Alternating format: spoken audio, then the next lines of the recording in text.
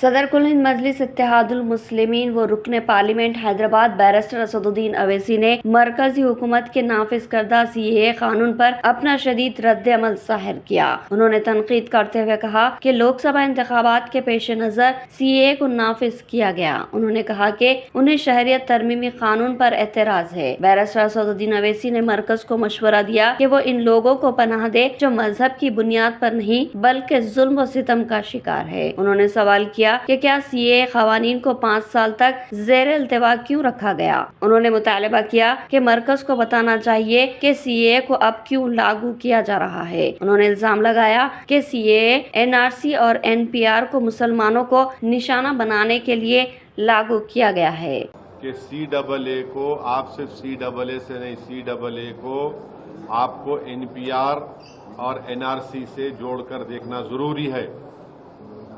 کیا امت شاہ پارلیمنٹ میں میرا نام لے کر نہیں کہے تھے کہ اویسی جی NPR NRC بھی آئے گا؟ کیا امت شاہ کئی ٹی وی انٹرویوز میں نہیں کہا تھا کہ NPR NRC آئے گا جب CAB تھا؟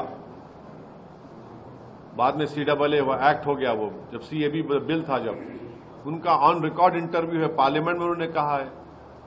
تو یہ سب ایک دھواں ہے اور یہ کوشش کر رہے ہیں کہ اصل ان کا مقصد کیا ہے کہ دیش میں NPR ہو NRC ہو۔ اب مثال کے طور پر آسام میں جو NRC ہوا سپریم کورٹ مانیٹرڈ، 1600 کروڑ روپے اس پہ خرچہ کیے گئے، 50,000 گورنمنٹ امپلائیز نے کام کیا اور 19 لاکھ لوگوں کو کہا گیا کہ بھارت کے شہری نہیں ہے، ناگرک نہیں ہے۔ اب میں پھر سے کہہ رہا ہوں کہ اس میں 10 سے 12 لاکھ ہمارے ہندو بھائی بہن کا نام نہیں آئے۔